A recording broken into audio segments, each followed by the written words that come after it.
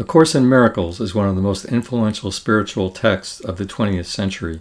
Over 1 million copies sold, thousands of study groups, and it shaped everything from modern spirituality to psychotherapy. But here's a big question. Was it really channeled? Did psychologist Helen Schucman actually hear an inner voice she called Jesus? Or was this a brilliant creation of her subconscious mind? Let's take a closer look at both sides.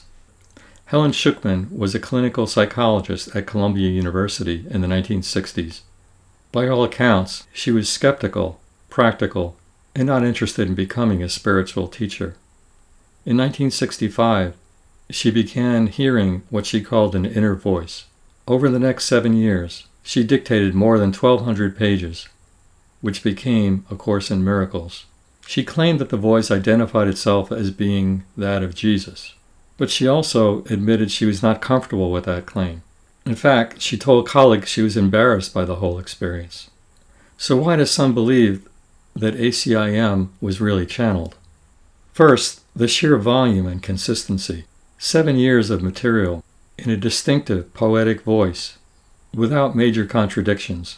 Second, Helen's reluctance. She didn't want to be famous. She didn't want a following. In fact, she tried to downplay her role. She was really the quintessential reluctant prophet. Third, the depth and cohesiveness of the metaphysical system.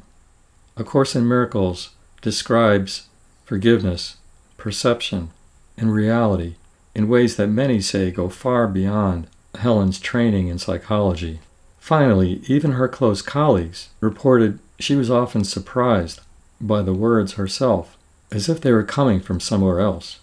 Now let's look at the skeptical side.